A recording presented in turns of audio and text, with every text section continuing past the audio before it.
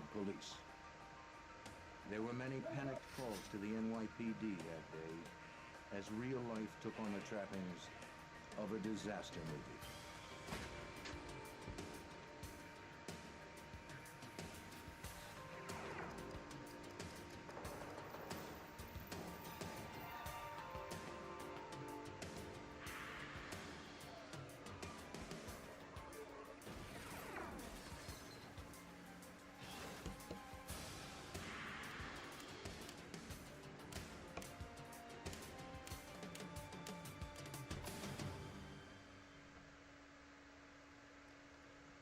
Terrorist bombings are what happen in other countries, not here in the United States.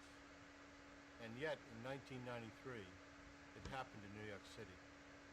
The World Trade Center bombing rattled our notion of domestic security. It shook the foundation of our belief that we're not vulnerable to terrorism. The cracks it caused in our self-confidence can never be repaired. If it happened once, could it happen again?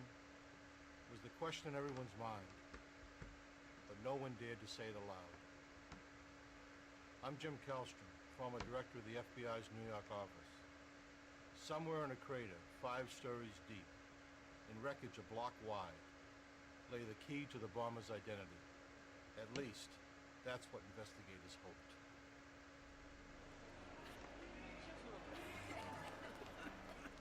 At 12:18 p.m. on February 26, 1993, panic and confusion gripped the 110-story World Trade Center Tower 1. People were trapped in elevators. Lights went out. Smoke turned the hallways black. Thousands of the injured and panicked occupants choked as they tried blindly to escape what seemed like a nightmare. The engineer who designed the towers anticipated several potential disasters. He structurally designed them to withstand the violence of a sustained hurricane and something as unimaginable as the impact of a fully fueled jet. It seemed that something had been overlooked, but no one knew what. On that day, Tower 1 became the city's tallest chimney. The stairwells acted as flues, drawing smoke up from the basement, blackening every floor. In the first chaotic hours, all officials knew for sure was that the cause of the problem was in the basement garage. Neil Herman, supervisor of the Joint Terrorist Task Force at the FBI's New York office, was just blocks away from the Trade Center. Unaware of the cause of the mayhem, the FBI took it upon themselves to respond. Initially, we felt, and we were told that it was possibly a fire or transformer. Within a few minutes, it became apparent from the traffic on the police channels that there was something there more than just a fire or some kind of an accident. And I dispatched, along with myself, members of the Joint Terrorism Task Force down to the World Trade Center. The immediate concern was getting the trapped victims out of the building. Extensive damage created logistical problems for rescue workers.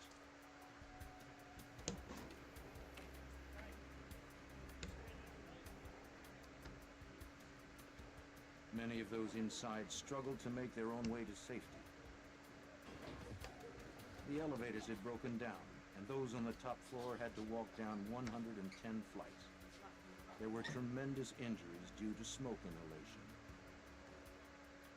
As hundreds of emergency personnel continued their rescue efforts, FBI agents dispatched to the Trade Center were scouring the area for any indication of what may have caused the devastation. The destruction was massive. The city streets around the complex were buckling. The Vista Hotel, which rests between the two towers, had sustained tremendous amounts of damage.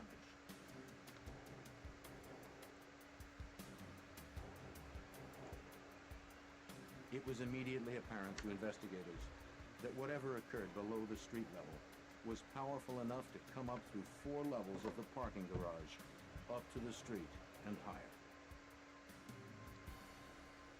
Special Agent Chuck Stern of the FBI's Counterterrorism Branch began the process of organizing the investigation. It started to look like it might be an explosion, a criminal explosion. I would say maybe within an hour of the blast.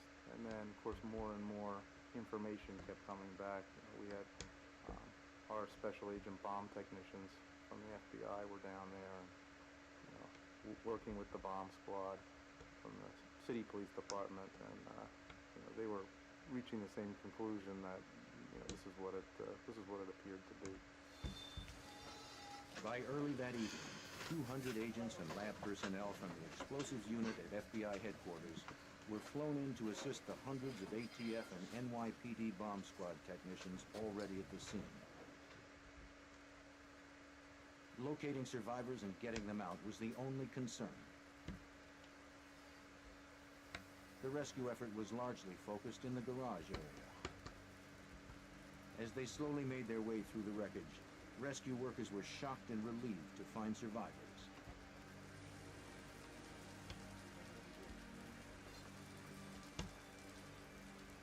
As they moved onward, they reached an area that had sustained massive destruction.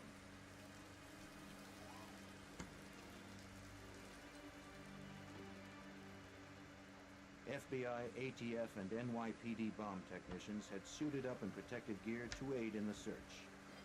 Some carried thermal imaging cameras to scan for bodies trapped in the rubble. The discoveries became more gruesome. 6 people had been found dead. Among the dead was John DiGiovanni, a dental supply salesman who had parked his car in the underground lot. Robert Kirkpatrick, William Mako, Stephen Knapp, and Monica Smith were also killed. They'd worked for a company that provided maintenance to the World Trade Center. Monica was pregnant with her first child.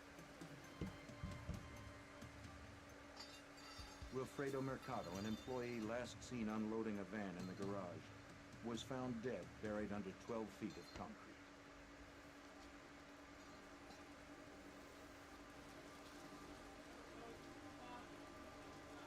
Inside the garage was an apocalyptic scene. Debris and concrete were scattered 100 yards in all directions. Hundreds of cars had been demolished, and small fires erupted from spilled gasoline. Pumps drained a flood of water and sewage from broken pipes. Overhead, 6 tons of concrete clung to warped rebars. Fiber optic cables dangled. To FBI agents, there was no way that the cause of this damage was accidental. Special Agent Chris Ronay from the FBI Laboratories Explosives Unit surveyed the damage. Well, as we analyzed the damage to the building, even in the early stages, it was clear that there was a very large bomb, a very large explosive device of some hundreds of pounds. It was clear from the beginning. We didn't know how big it was. Placed in the basement on one of the parking garage levels, most likely in a vehicle. If the agent's initial conclusions were correct, this was the single greatest act of terrorism on American soil at that time. The morning after the explosion, interagency teams prepared for their first extended glimpse of the destruction. In addition to the ongoing search for victims, they were now looking for any clue that could explain the explosion. But they were explicitly instructed not to move any evidence. The structural integrity of the lower levels was severely weakened. Any disturbance might cause what little support there was remaining to collapse on those inside. The floor of the B2 level of the garage had collapsed, sending hundreds of cars from 3 parking levels down several stories. All the vehicles came to rest at the bottom level, crushing the tower's refrigeration room. Actually, the engineers told us that debris that was piled around the columns, sort of like a soda straw stuck into a pile of sand. And you couldn't remove the debris because that would remove what little support was present and that was holding the hotel up. Construction crews spent hours reinforcing the walls and columns in the parking levels so that agents and investigators could safely explore the scene.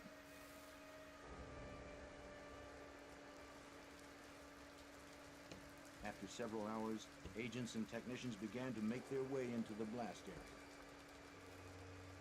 It was very, very eerie because it was deserted, and there were a lot of cars with the trunks blown open and things like that. And some of them you could hear ticking because it was kind of an eerie thing at a bomb site, because the turn signals had been activated and were actually still flashing on some of the cars.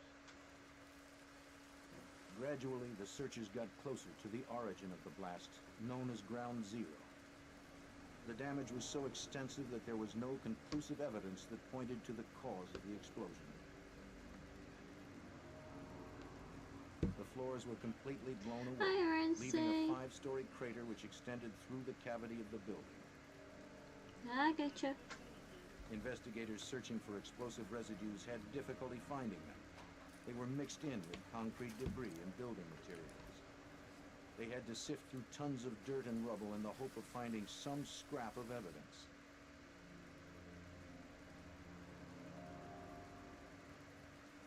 Hundreds of damaged vehicles were swabbed and vacuumed in search of residues. Agents persisted. Somewhere in the devastation were answers. As the images of the World Trade Center bombing were broadcast around the nation, people reacted with horror and disbelief. America's innocence had been shattered. The United States joined the list of countries hardened by terrorist attacks. Desperate to catch the bombers, the city placed a bounty on their heads, $200,000, the largest in city history. By Saturday morning, the FBI had set up a command post specifically for this investigation. Every available agent was assigned to the case. They had received hundreds of leads. Most were callers who described suspicious neighbors. Numerous groups had phoned in to claim responsibility. Though most of these leads appeared to be dead ends, they all had to be pursued.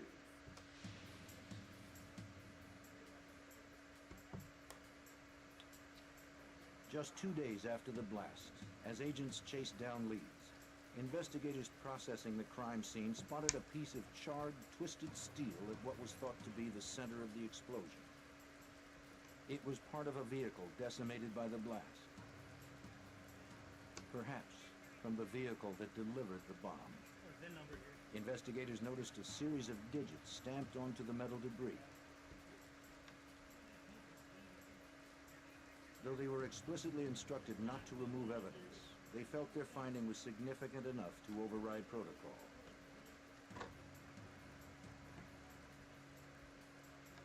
The metal debris was loaded onto a stretcher and hoisted up to the top of the crater.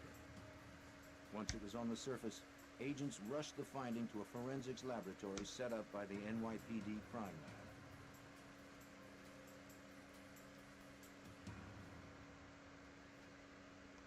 In the lab, agents and examiners were having difficulty determining what the markings meant. An investigator from the FBI's Joint Autocrime Task Force was called to examine the debris.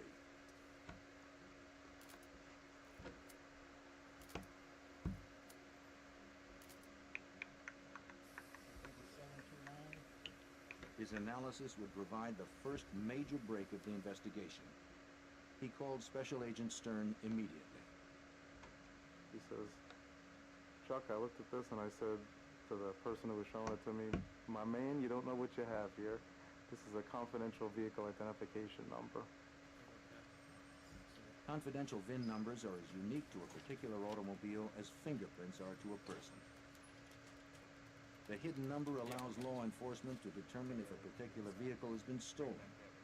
It also gives investigators detailed information about the vehicle, including who owns the car.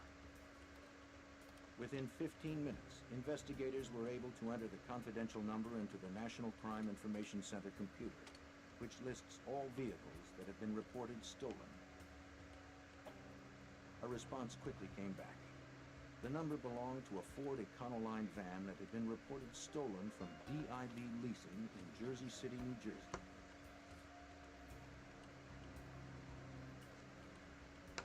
The FBI's Newark office was contacted immediately. Within minutes, agents arrived at DIB. The FBI was prepared to uncover everyone or anything that had access to that van. This Ford Econoline van was, in fact, a Ryder rental van that had been rented by an individual by the name of Mohammed Salame, and then later reported stolen. And they learned from the management of DIB Leasing that Salame had put down a $400 deposit on the van, and that he had been anxiously trying to get the deposit back. After conferring with federal prosecutors late into the evening on Wednesday, the decision was made to have an undercover FBI agent in place at DIB when Salame returned for his deposit the next morning. They spent the remainder of the evening piecing together Salame's history.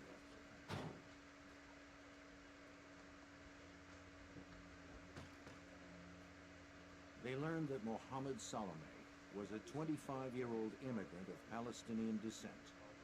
He had come to the attention of authorities as a vocal supporter of Muslim fundamentalist El Said Nosser, whose scathing opposition to the Israeli, Egyptian, and United States governments was no secret. The undercover agent was posing as a Ryder representative, stating to Salame that he needed more information about the theft of the van before refunding the deposit. After some discussion, Salame walked out with the $400.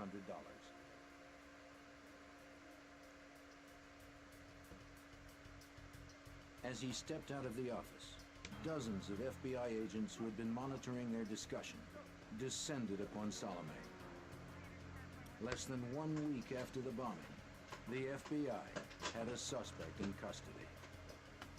Salame said little to the agents who questioned him about the bombing. They knew it was probable that he had not acted alone.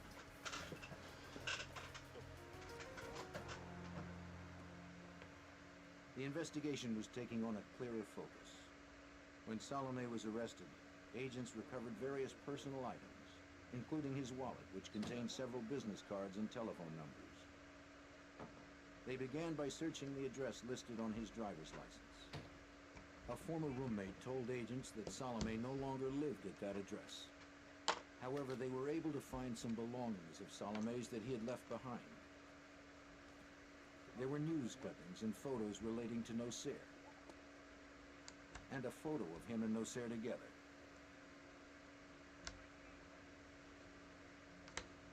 There were numerous bank records. There were also more names and numbers for investigators to pursue. We were able to obtain addresses. We were able to obtain telephone numbers. We were able to have pen registers where we were able to monitor phone calls, calls coming in and going out. And once that started, again, it opened up the floodgates. Investigators were also receiving help from the public. A few days after Salame's arrest, the manager of the space station storage facility in Jersey City called the FBI.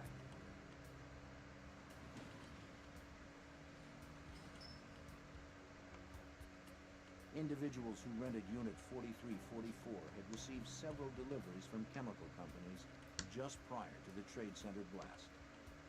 The manager ordered a key and opened the unit. Inside he found what he thought to be bomb-making paraphernalia. FBI agents would reach the same conclusion. Inside, investigators found several compounds which could be used for making explosives. Their findings were sent to the FBI lab for analysis. There were also many other leads that emerged from the search of the storage facility. Receipts for the chemicals, bank and phone records, and an unexpected bonus, a log of the suspect's comings and goings. To enter the facility, each tenant was required to punch in their special access code on a keypad located at the entrance. Each time a tenant punched in his number, it was recorded in a computer system. Agents could determine each time Unit 4344 was accessed. Meanwhile, police assembled a lineup. Doug Melvin, manager of the space station, identified Mohammed Salame as the man who rented the locker. He recognized him easily because Salame frequently visited his storage locker. In Melvin's experience, customers usually had no reason to do that. Continuing to search for any possible lead, agents obtained phone records from a payphone just outside the storage facility. One name on the list of individuals who received calls from that phone was already familiar to the FBI.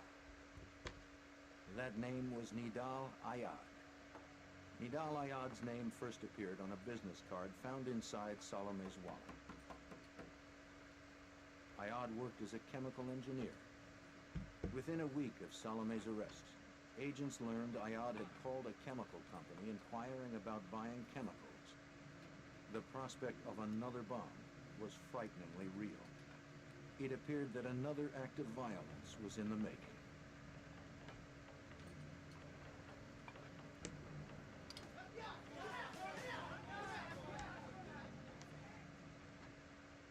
Agents felt they had sufficient information to obtain a warrant for Ayad's arrest. On March 10th, the FBI raided his home in New Jersey as he and his family ate dinner.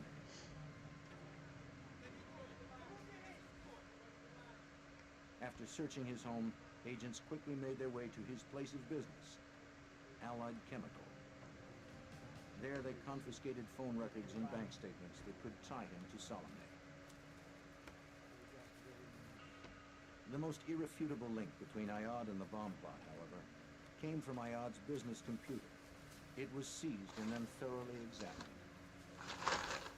Our technical people were able to restore an erased file, which turned out to be a letter claiming credit for the World Trade Center bombing on behalf of an organization known as the Liberation Army 5th Battalion. A similar letter had been sent to the New York Times 4 days after the explosion. In it, the group called the bombing an act of terrorism to protest American support for Israel. There was also a second letter Ayad hadn't had time to send. It promised another blast. Though the investigation was progressing very quickly, each new discovery revealed the existence of a large and ongoing conspiracy. The potential for more attacks grew more likely every day. As the FBI tried to learn more from their prime suspects in the World Trade Center bombing, Salame and Ayad continued to stonewall their efforts. Analysis of all the confiscated phone records led investigators to an apartment in Jersey City. The landlord who owned the apartment at 40 Pamrapo Avenue confirmed that Salame and another individual rented the apartment from early January of 1993 until the end of February, just 2 months later. The landlord could not confirm the identity of Salame's roommate, whose name he knew only as Rashid. Most likely, that name was an alias. A search warrant was quickly issued. After executing the warrant, agents discovered that 40 Pamrapo Avenue was the bomb factory, the place where the conspirators mixed an explosive powerful enough to rock the World Trade Center. Inside the apartment and an adjacent garage, FBI forensic examiners recovered traces of a diverse range of chemicals. These items were collected and then rushed to the FBI laboratory in Washington, D.C. While agents searched the apartment, the identity of Salame's mysterious roommate emerged.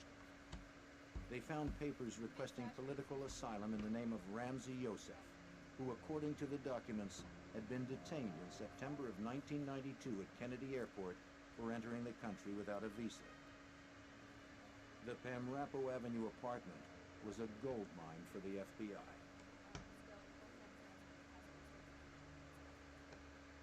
Before they learned of the apartment, the FBI's laboratory examiners could only speculate from residue samples taken at the Trade Center that the bomb used was comprised of the highly explosive compound urea nitrate. The discovery of the bomb factory at Hamrapo Avenue, however, made them certain. From the labs at FBI headquarters in Washington, D.C., Special Agent Ronay reported the findings. From the analyses in the laboratory, we concluded that it was made with urea nitrate, homemade explosive mixture. There's no such commercial product. So they had to mix this themselves. And when we finally located the storehouse or workshop where they did make the bomb, this was confirmed. These materials or remnants of them were available and confirmed that this is what we were indeed seeing in the laboratory in these residues. Witness interviews and phone record analysis continued, directed mainly at the locations where key elements of the conspiracy had taken place. All of those interviewed mentioned seeing a distinctive-looking individual in the company of Salome and Ramzi Yosef. Phone records helped to identify that individual as Mahmoud Abu Halima.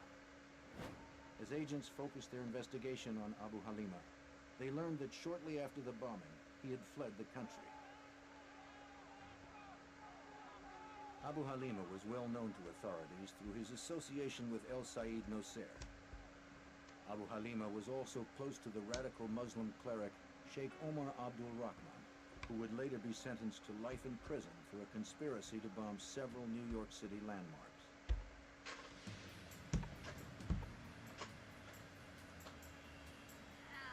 Soon after agents learned that Abu Halima had fled the country, Egyptian authorities contacted the FBI to say that he'd been arrested and detained in Cairo.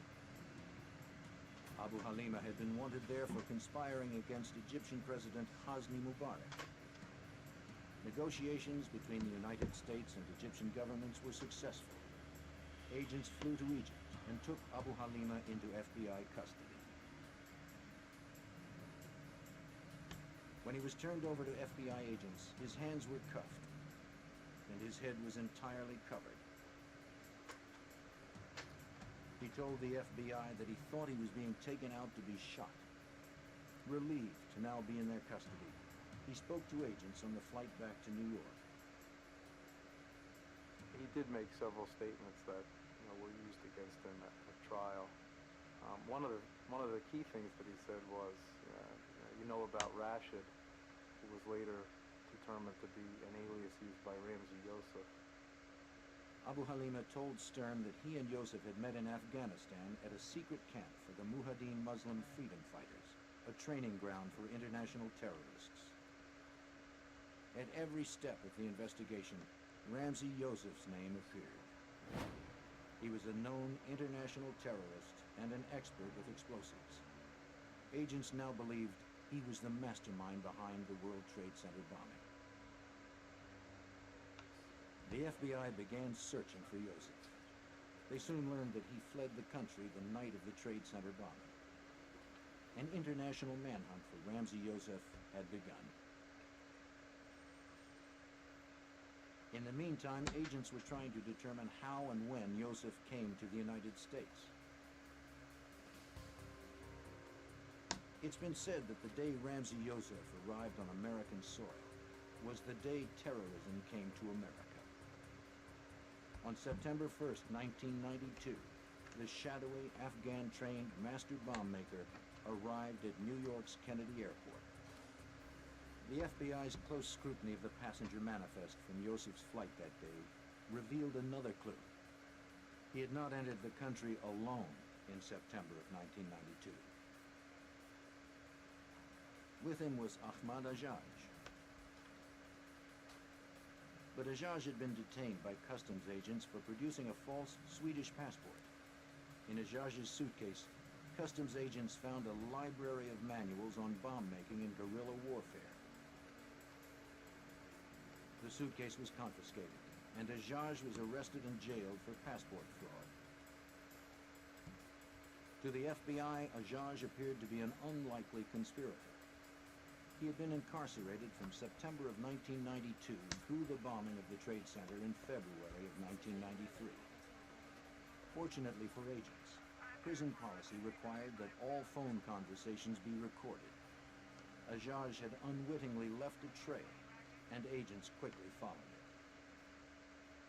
And we began to see that he was, through various methods, predominantly through three-way calling, where he would call another individual, and then that individual would forward the calls. He was staying in contact with the other conspirators, and was in fact trying to assist them in completing their mission of building this bomb. Ajaj was questioned by FBI agents about his contacts and his knowledge of the bombing. He said little. His silence was not enough to prevent FBI agents from arresting and charging him in connection with the bombing.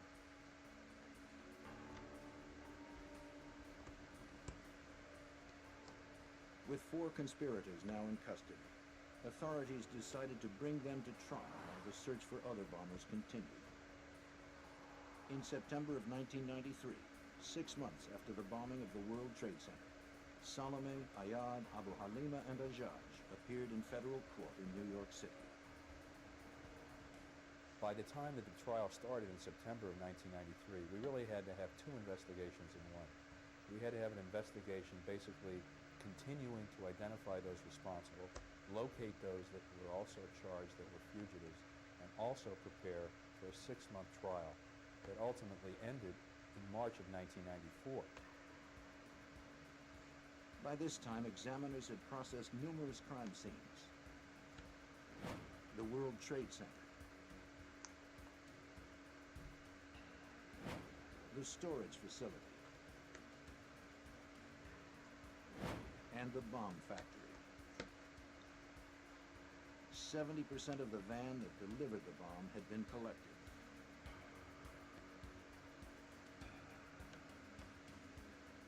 There was also a mass of receipts, phone records, and interviews. Tons of evidence had been recovered. It would now be up to a jury to determine if it was enough. By September of 1993, 6 months after the bombing, federal prosecutors were ready to present to a jury how the defendants carried out the bombing of the World Trade Center. The conspiracy began soon after Ramzi Yousef arrived in America in September of 1992. He moved in with Salome, and the two became close friends.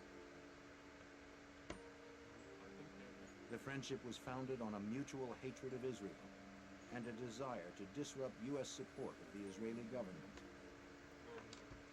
They chose the World Trade Center as the stage for articulating their political agenda. The World Trade Towers are the city's tallest buildings, rising a quarter-mile above the pavement. In addition to the 2 towers, the complex includes the Vista Hotel, numerous underground shopping areas, and entrances to the subway lines that connect New York and New Jersey. Below that are 5 parking levels, each level containing more offices and businesses.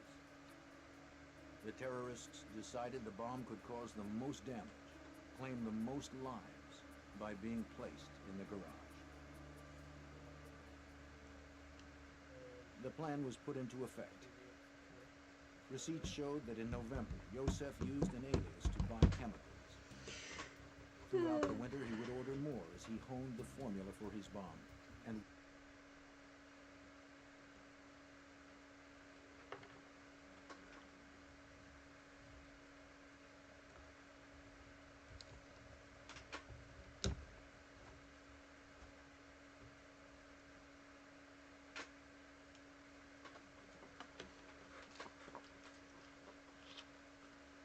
That's where I'm at.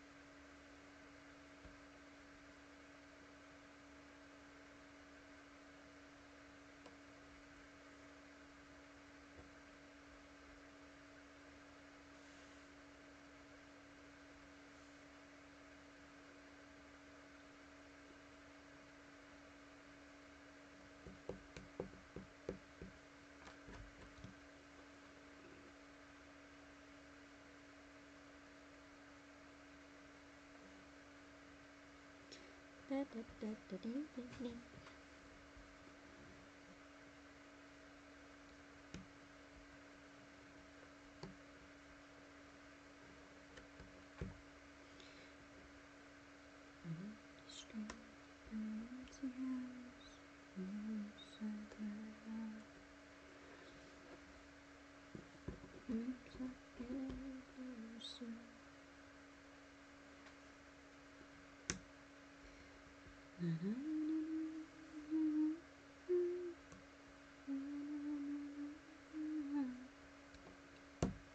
I can't stop to keep myself from thinking.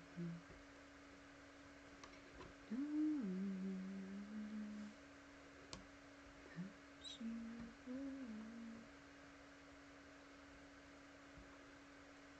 So I say and pray, hope my dreams will take me.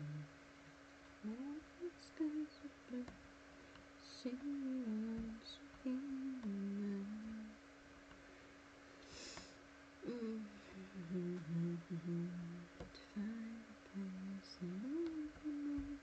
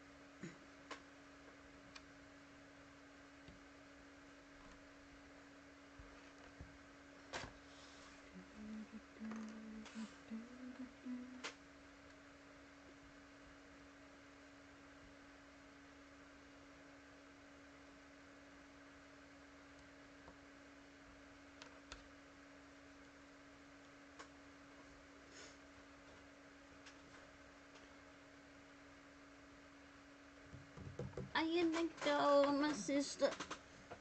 Where have you been?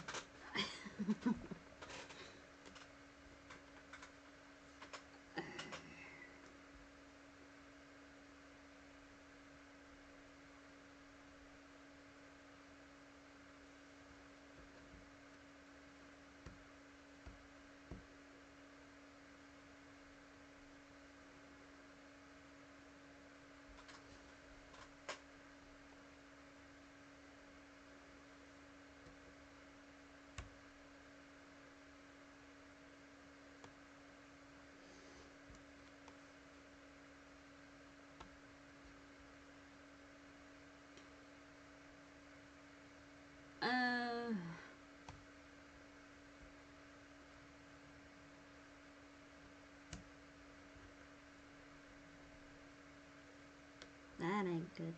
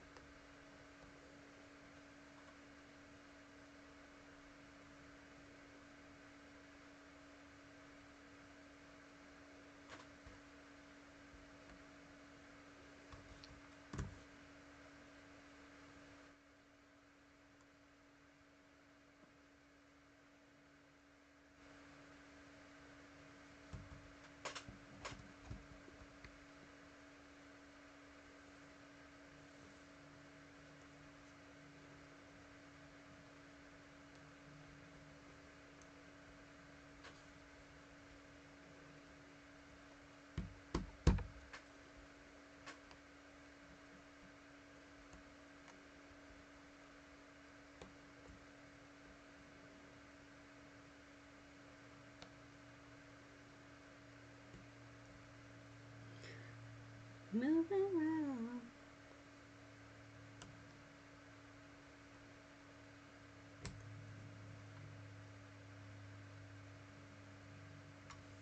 Oh, great fun.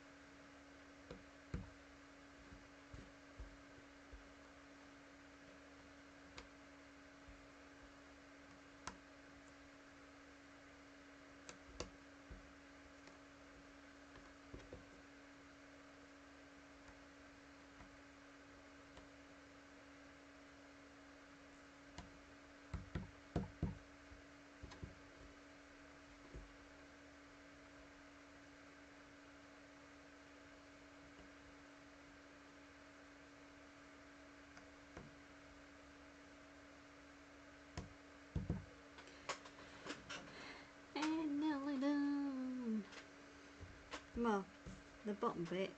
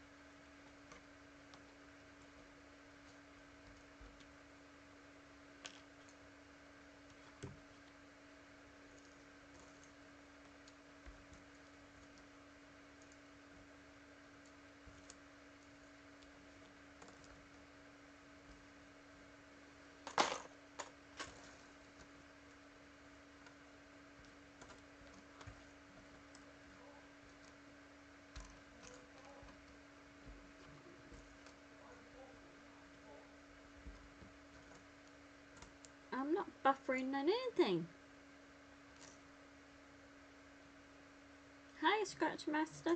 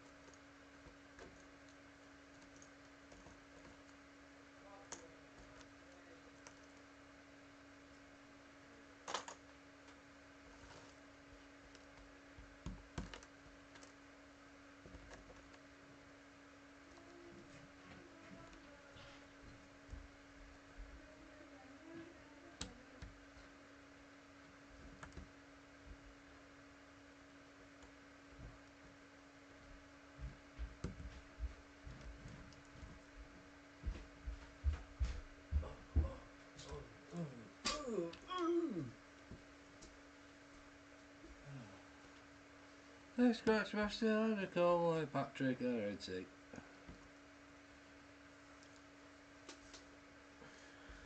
There'll be a piece on the floor.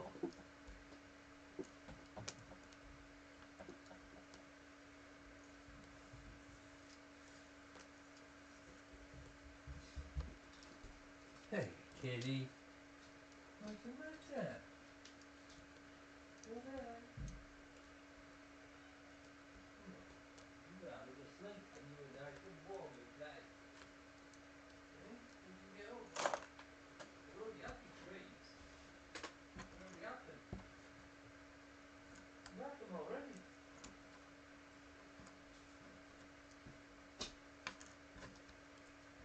I'm giving you any more. What do you think I haven't made of treats? Hello. We'll be back.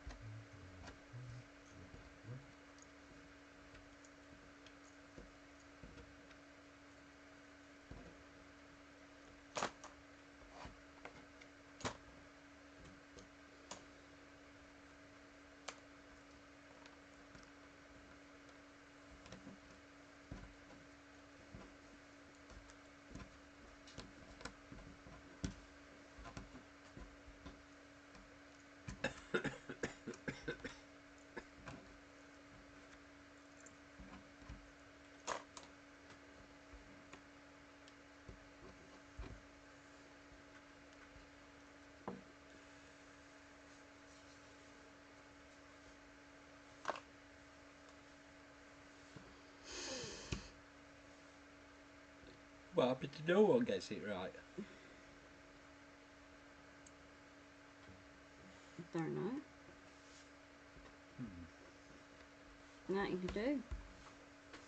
Are you kidding? Oh, there you go. There you go.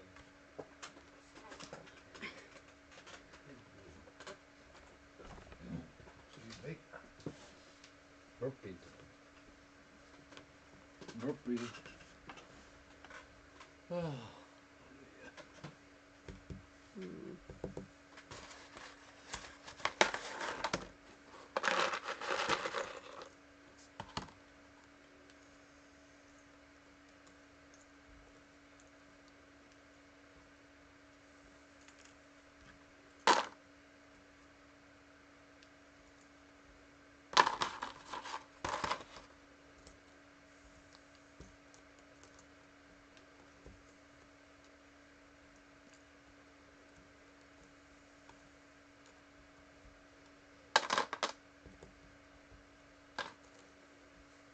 Water and sky.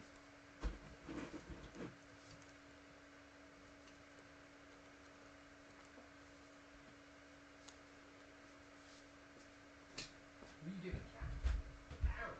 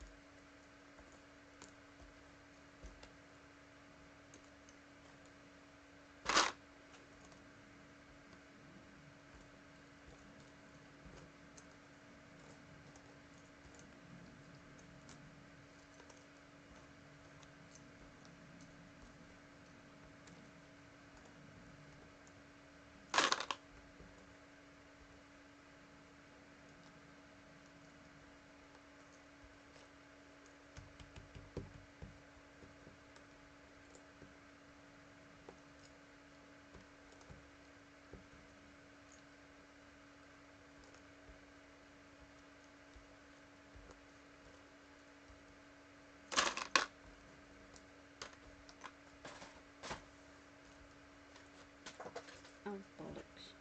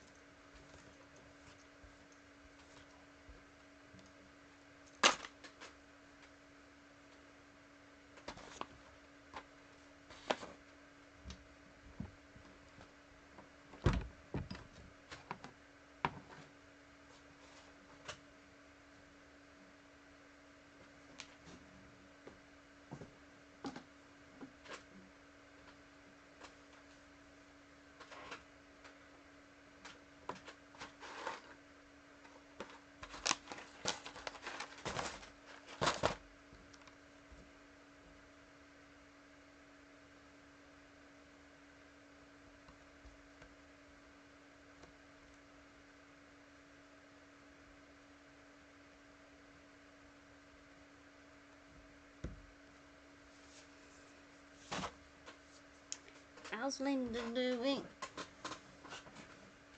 I hope you're doing okay.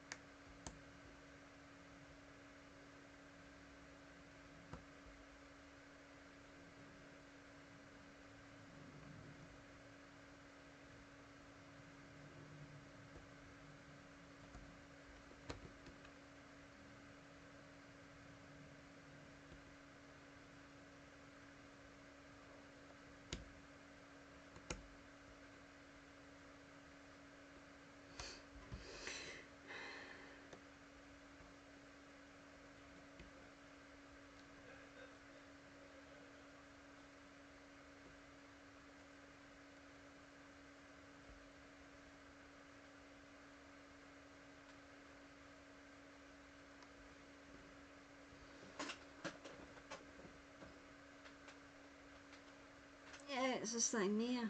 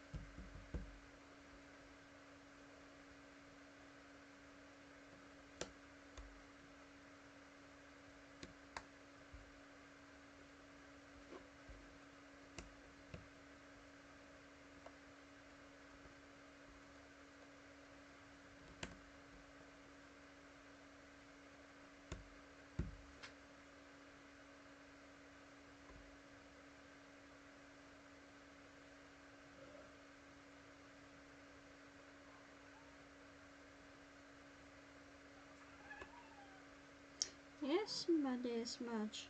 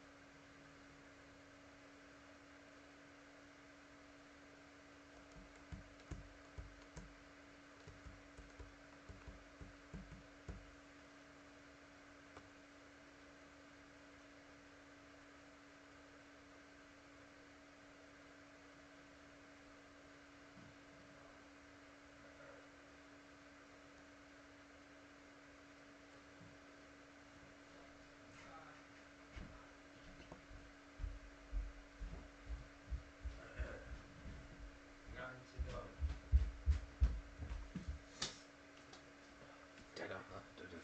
Da-da. I look like a damn raccoon. What? Polymid worst. Hi, Linda.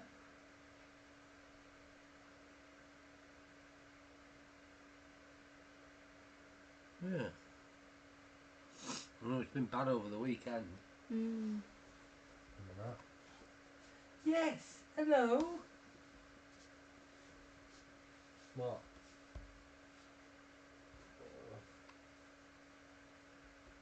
Love it. Treat.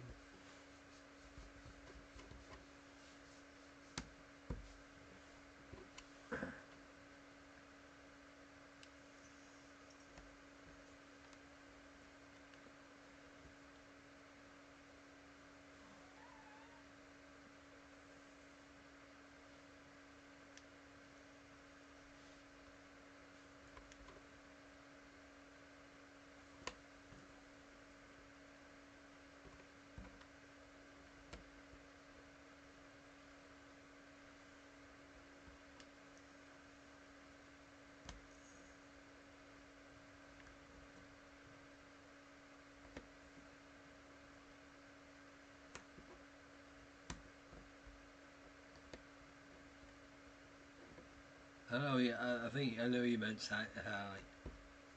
Joe, Gary. What's the matter? You're not going out. It's cold. Well, why don't you watch the pigeons?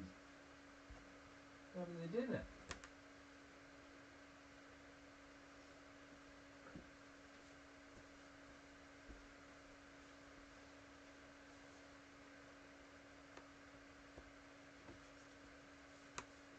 Feeling any better today, Linda?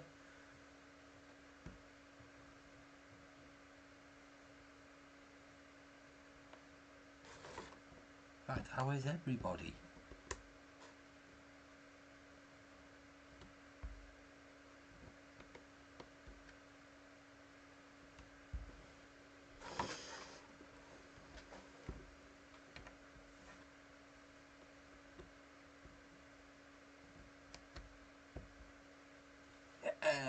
Put a piece in.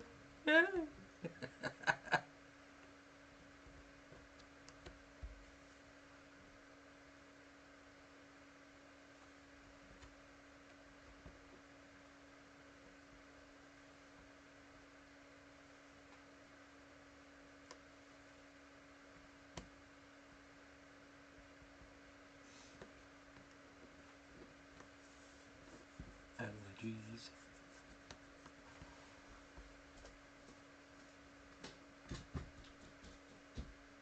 I know what you want. You're in your trade, I mean. Good, you've met on your dinner now, haven't you? You have no bloody choice. Got to stop being so fussy. Yeah, I'll just do burgers or something tonight, eh? Yeah? Yeah, I'm nervous enough as it is. Hey? I'm nervous enough as it is, so. What's that got to do with fucking burgers? My appetite.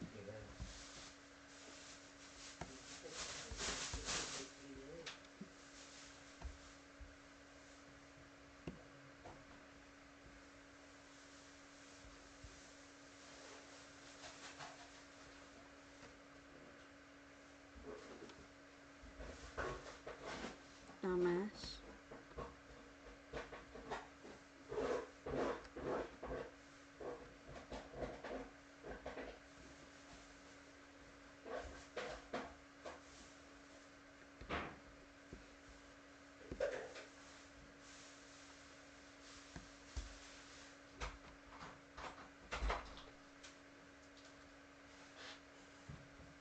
Just opened the door and got a face full of fucking cobwebs.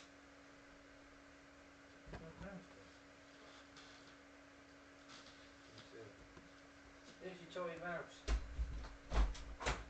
And your other mouse.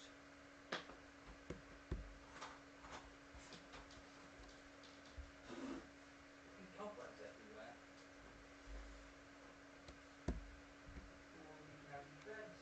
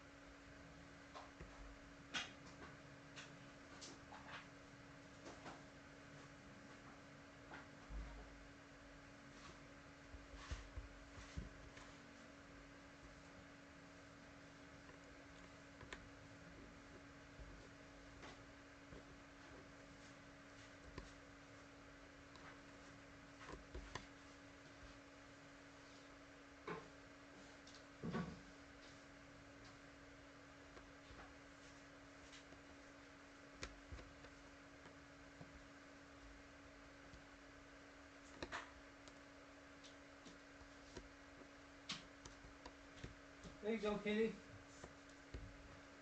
Wherever you've gone. In your tray. We'll go check. Pussy. Pussy. Pussy. It's all done. Nice and clean. That's what she was striking for. Oh, right, the tray's all nice and clean. She happy now. She knows when she wants something. Hey? Barbie's like, fuck. So you do it.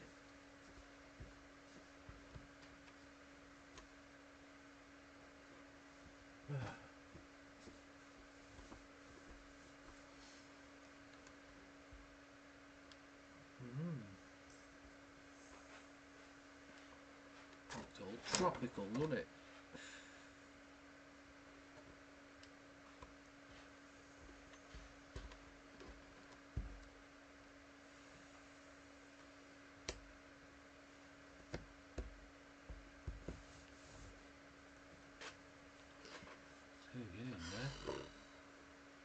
You're doing a fair bit. If you got all the fucking roses out of the way. Yeah, Hey. that one I'm shook because she's been laying on this bloody puzzle.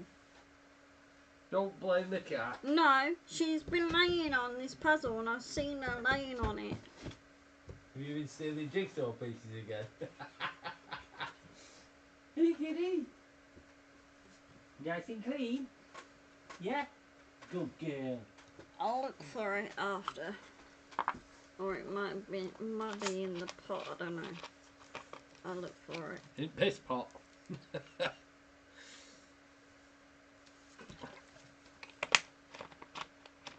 Still need more roses here. No. It's that one that I was looking for.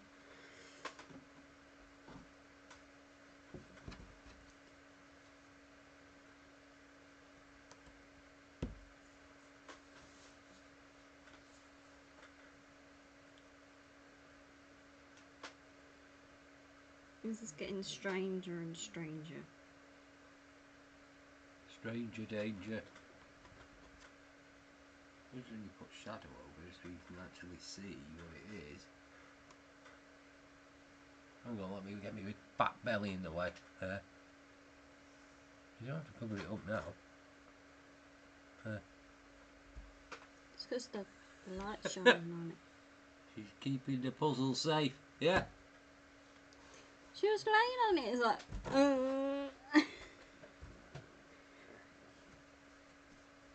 It's like, what are you doing? She's like, nothing, Mum. Nothing. She's like, nothing, Mum. She's been with me most of the afternoon. Hello.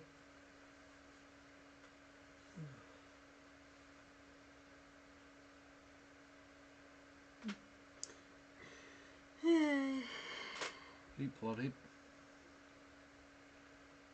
Looks like there's a hell of a lot more water to go in, yeah.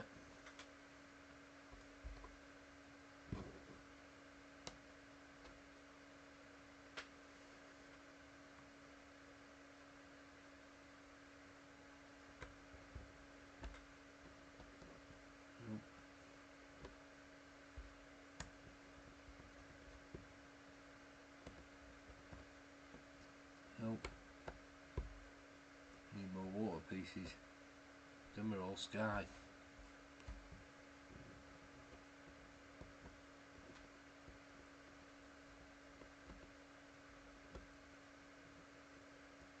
No, I'm right.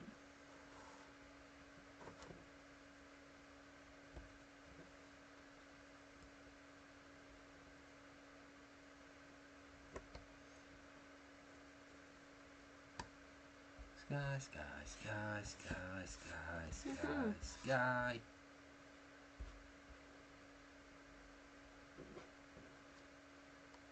Nope. Nope, you need to find more water pieces. Yep. No, we're missing pieces, you know what? Yeah, I know. Over here. Where have you put it? She's just wagging the tail. You want to do another mystery puzzle? Hey? What? Want to do another mystery puzzle? We've run out. This is the last one, I think. Yeah, this was the last one. We've run out.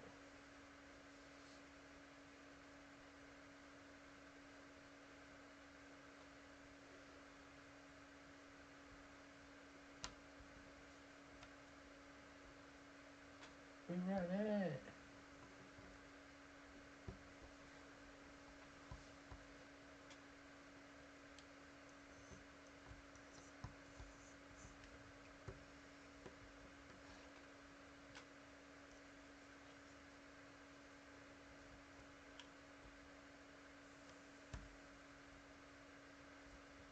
That's all that.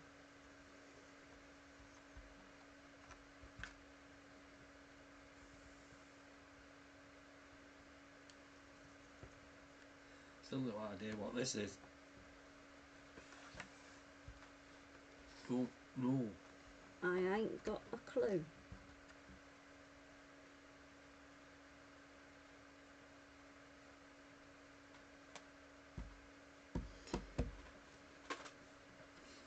Don't know. Hey. Hey. Do something you want to do next. Hmm? You got that Titanic one to do. Oh yeah. And we've got all them American muscle car ones. I want to do that.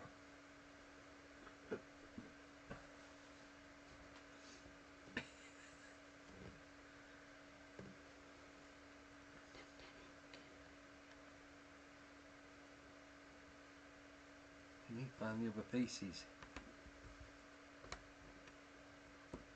No. You need to find the rest of the water pieces.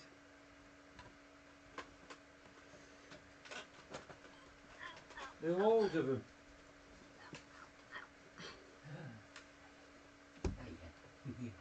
Oh, what's the matter? You've had your treats, haven't you? Eh? Oh, do you want some of your treat and Vic? Do you want some Vickies? You want some of them Vickies?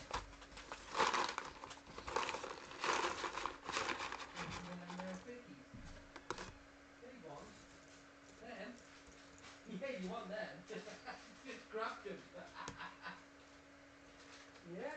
You want some of these? I'll get you some more, don't worry.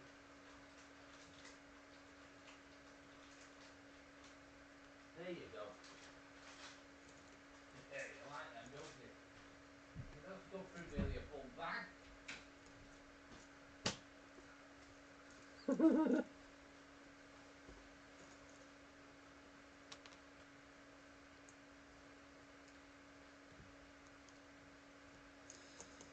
I'll have to get her some more of them salmon biscuits. Hmm. She nearly scoffed them all. That's water. That's water. Just get all the bits with bits of water on.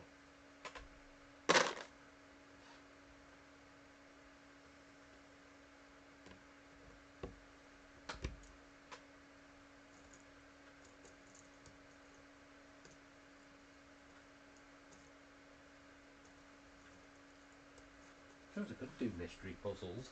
Hmm. Just don't show. Well, I could buy them, pick them up, and throw the boxes away. Hmm. But then they won't be able to sell them again at the shop. They'll just hide the box.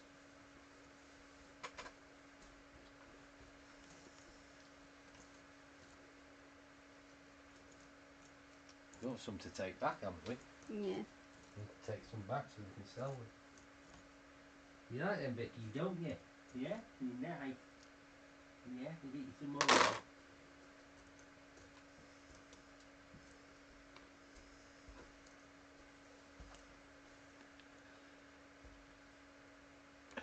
Hiya, NC. You think you get stuck on O?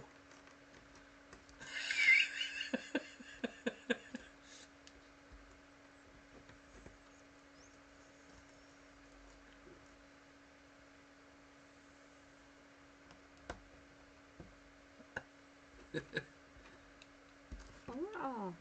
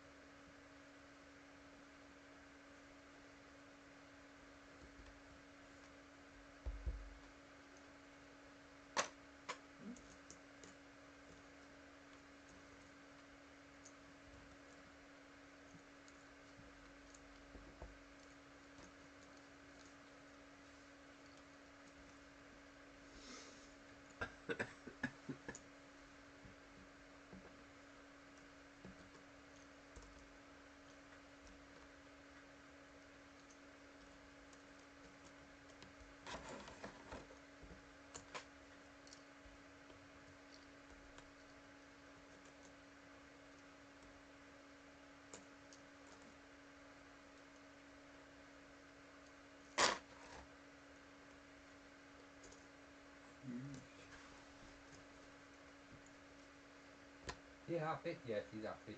She's lay on the back with her legs spread and wagging her tail with the paws in her hair. What are you doing? You're not a dog. I could be a dog, Dad, when I want to be. What are you That's doing? her attitude.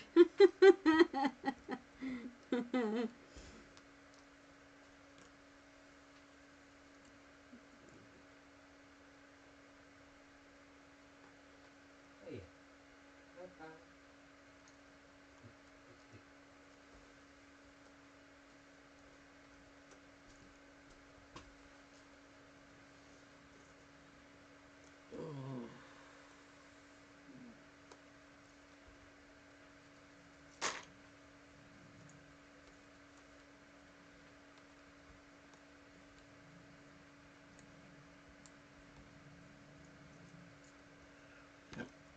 There's a lot of big white bits. There must be something built big somewhere on it. Building. Excuse me.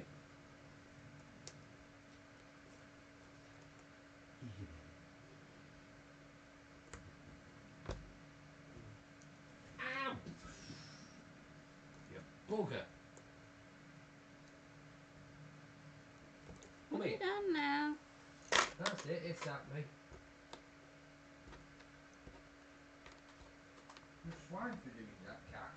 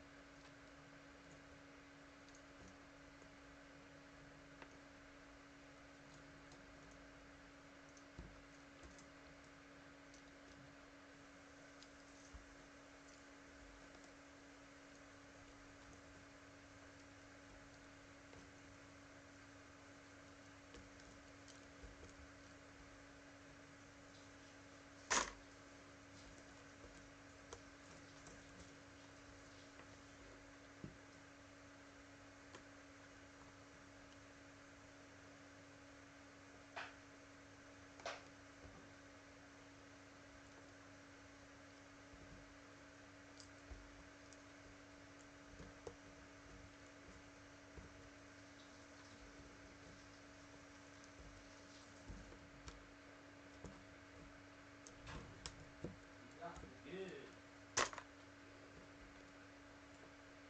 She knows exactly where to bite you. Stop part of your hand.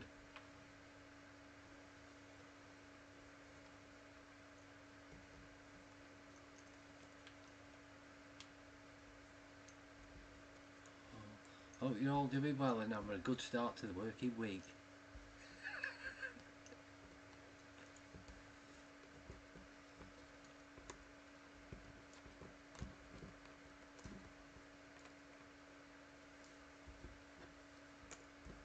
Water. Ooh.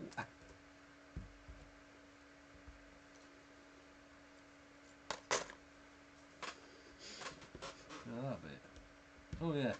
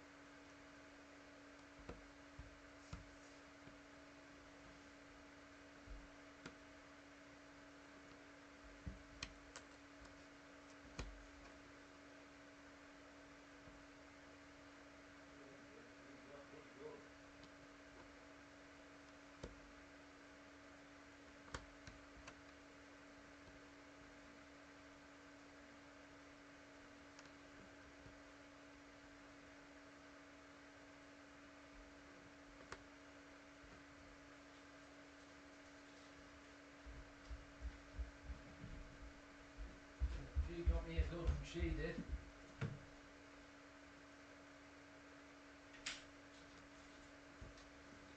Thanks for biting a big hole in me hand.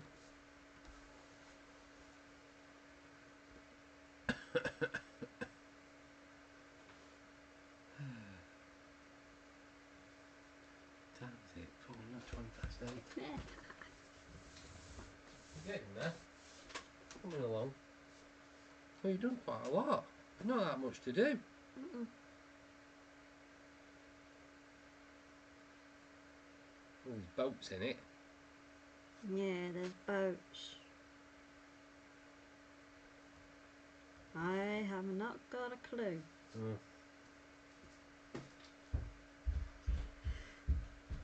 Oh well. Anyway, I am going to call it now, everybody. Thank you so much for joining us, and I will see you guys later on for the quiz. Right, you got your thinking caps on.